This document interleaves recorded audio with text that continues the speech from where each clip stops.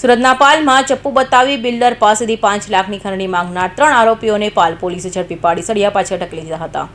Surat police commissioner વાબમ જામેર, અધિક police commissioner Bagadiya, નાયબ police commissioner સૈફારી બાલવાર સહિતનાઓની સૂચનાને લઈ પાલ પીઆઈ બીએ ભટ્ટની ટીમ પીએસઆઈ એમવી પરમાર સાથે પેટ્રોલિંગમાં હતી. ત્યારે પોલીસ કોન્સ્ટેબલ ચેતનભાઈને મળેલી બાતમીના આધારે head constable Velabhai, head constable Narendrasinh અને શૈલેષભાઈને સંયુક્ત ટીમ બનાવી બિલ્ડર પાસેથી ચપ્પુની અણીએ 5 લાખની ખંડણી માંગનાર 3 આરોપી દેવ અનિલ પટેલ, યશ આશિષ બારૈયા અને યશ દિનેશ ગલચરને ઝડપી પાડી ત્રણેય વિરુદ્ધ કાયદેસરની કાર્યવાહી હાથ ધરી હતી. અત્રે પાલ પોલીસ સ્ટેશન ખાતે 402/2026નો ગુનો નોંધાયો છે, જે ગુનાની અંતર્ગત 308(4), 351(3), 352, 115(2), 135 જીપી એક્ટ 54ની કલમો લગાવવામાં આવી છે. 7 વર્ષની સંજ્ઞાને લગતો ગુનો છે.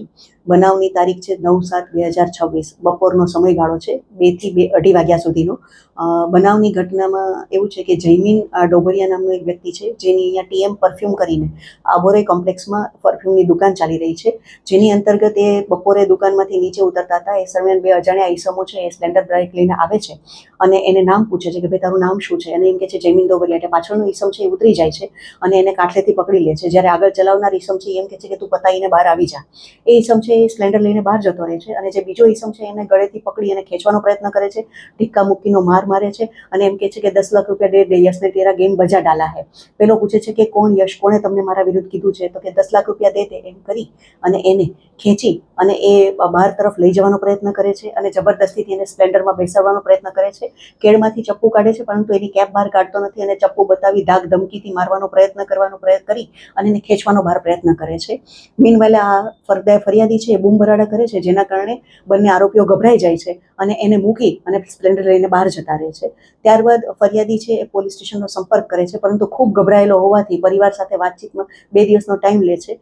પરંતુ પોલીસે આમાં સઘન અપરાધની ગંધ આવતા પોલીસે આમાં બિલકુલ કડક ધોરણે કામગીરી કરી અને પોલીસે આરોપીઓની પૂછપરછ કરતા આરોપીઓના ફૂટેજ માટે ત્યાં આગળ જઈ અને સીસીટીવીની તપાસ કરી. તો ત્યાં આગળ જોયું તો 2 દિવસથી એ લોકો ત્યાં એની રેકી કરી રહ્યા હતા અને પોલીસે એમના ચહેરાથી એમની ઓળખાણ કરી અને એ લોકોનું રેસિડન્ટ ક્યાં છે એ તપાસ કરી. તો એમાં 3 આરોપીના નામ સંકળાયેલા મળ્યા: દેવ અનિલભાઈ પટેલ, યશ રાજેશભાઈ બારૈયા, કે જે પહેલાં એની પાસે છોડીને ગયો હતો અને ત્યાં 1.5 વર્ષ નોકરી કરેલી હતી, અને ત્રીજો હતો બાઇક ચાલક જે યશ દિનેશભાઈ ગળચર. આ 3 જણાની સંડોવણી મળતા પોલીસે એમના ઘર પાસે વોચ રાખી હતી અને પોલીસે 3 આરોપીઓને ઝડપે કર્યા. મીનવાઇલ અહીંયા આગળ આપણે જયમીનભાઈને પણ કીધું કે આપ ફરિયાદ આપો, આ ગંભીર પ્રકારનો ગુનો છે.